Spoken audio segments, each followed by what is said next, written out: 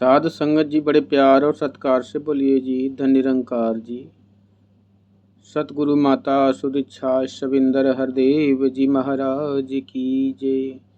निरंकारी राज माता गुरु बचन अवतार की जय। साधु संगत जी, 10 एक विचार रखेगा, सब जी परवान करिएगा। साधु संगत जी, भक्ति की जो बातें बताई जाती है साधु संगत जी मिशन में, वो कितना सहज और कितना सरल है, लेकिन साधु संगत जी सहजता को अपनाने में कठिनाई भी होती है। जब कोई वस्तु बाजार में सस्ती हो जाती है साधु संगत जी, तो उसकी बिक्री कम हो जाती है। ये दुनिया की रीत है।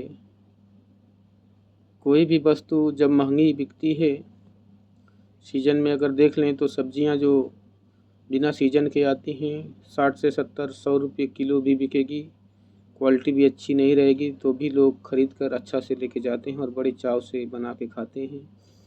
लेकिन साधु संगत जी, जब उसका सीजन आता है, उसका रेट गिर जाता है, तो बिक्री कम हो जाती है और खाना भी कम हो जाता है लोगों का। आज ठीक इसी प्रकार ये ज्ञान का भी देखने को मिलता है कि जितना भी ये सस्ता ज्ञान हुआ है सतगुरु के द्वारा, तो लोगों को विश्वास जल्दी नहीं हो पाता कि भगवान को इतना सहजता से कैसे प्राप्त किया जा सकता है। बात यहाँ से बड़ी आश्चर्यजनक हो जाती है और इंसान इस दीवार को पार नहीं कर पाता। ये बहुत बड़ा एक अहम का बैरियर है, जिसे साध संगत जी तोड़ना सभी के बस की बात नहीं।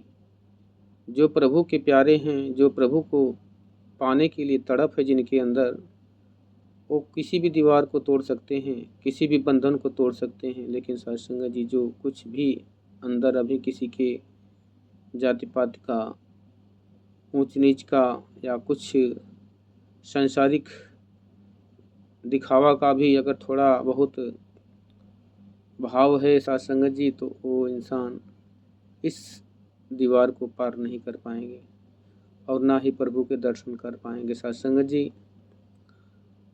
कहते हैं कि दाना खाक में मिलके गुले गुलजार होता है। कि कोई एक बीज होता है छोटा, जब अपने आप को धरती में समर्पण कर देता है, अपना स्वरूप को त्याग देता है, तब जाके एक पौधा बनता है और उसमें फूल फल लगते हैं। इसी प्रकार कोई वृक्ष का बीज होता है, जब अपने आप को अस्तित्व को मिटा देता है, तब जाके वो एक विशाल वृक्ष बनता है। साध संगत जी, यहाँ इंसान के लिए कुछ मिटाने की बात नहीं हो रही है।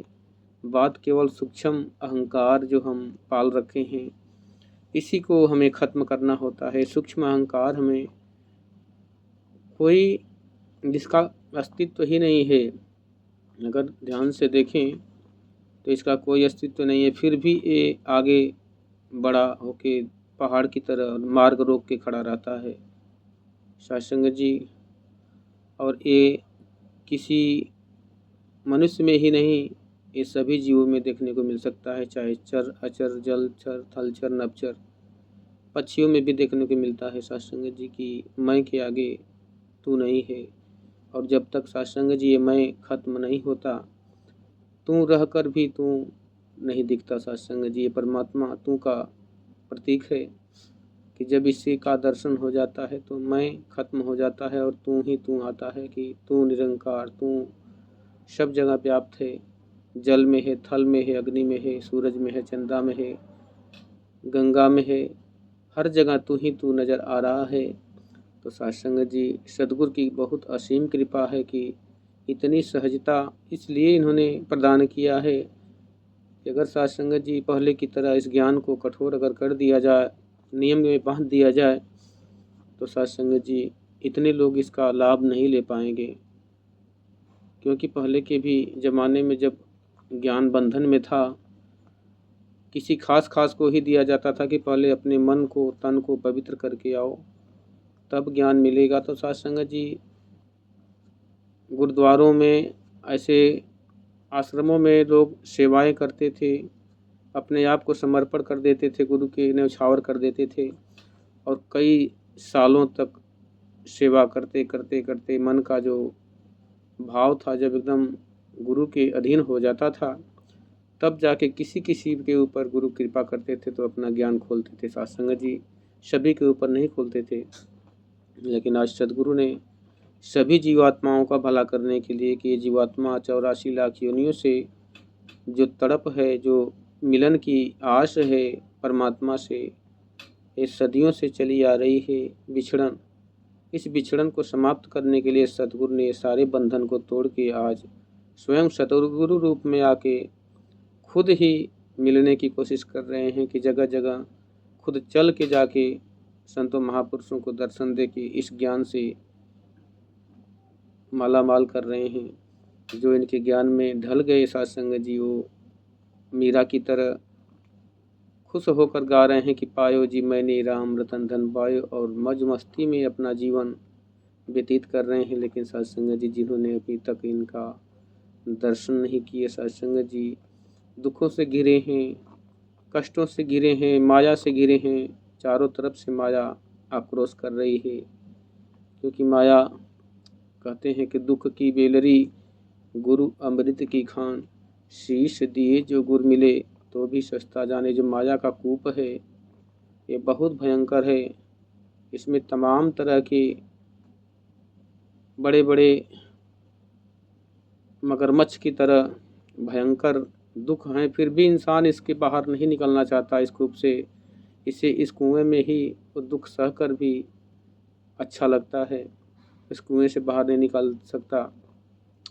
सदगुरु इस कुएं में ज्ञान की रस्सी, प्रेम की रस्सी फेंकता है और आवाज़ लगाता है कि जिसे भी इस दुख से, इस कूप से, इस अंधकार के कुएं से बाहर आना है, उस इस ज्ञान की रस्सी को थाम लो।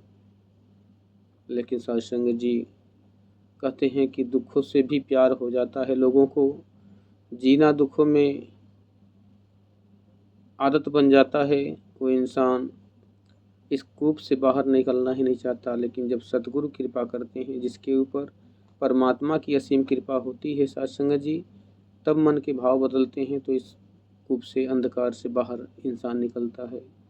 ये बहुत ही सूक्ष्म कूप है, लेकिन साध संगत जी इससे बाहर निकलने के लिए खर्च तो कुछ नहीं करना पड़ता है, लेकिन ये जो मन का जो अहंकार है, लोभ है, लालच है, ये जाने नहीं देता साध संगत जी, इसके बाहर जाने ही नहीं देता।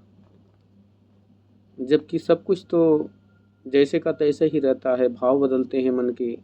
सतगुरु ने ना तो धन का कोई खर्च करने का प्रस्ताव रखा, ना ही कोई कपड़े बदलने का प्रस्ताव रखा, ना ही साध संगत जी हमारे कोई बंधन रखा कि तुम यही करोगे तो ज्ञान ले सकते हो। कोई बंधन नहीं, सारे बंधन तोड़ दिए। यहाँ तक कि जो हमने अपने मर्जी से जो बंधन पाल रखे थे कि इस दिन को इधर नहीं जाना है, इस दिन को दाढ़ी नहीं बनाना है, इस दिन को बिल्ली रास्ता काट दे तो बहुत बुरा होता है, बहुत तमाम ऐसे बंधन थे हमारे मन को घेरे हुए।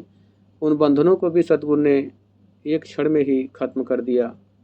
अब तो कोई बंधन नहीं, अब एक बंधन है कि इस जीवात्मा को परमात्मा का पल पल दीदार होता है, और उस सुहागन की तरह ये आत्मा अपने पति परमात्मा का दीदार करके प्रेम में मग्न होकर, खुशहाल होकर आनंद का लहर लूटती है।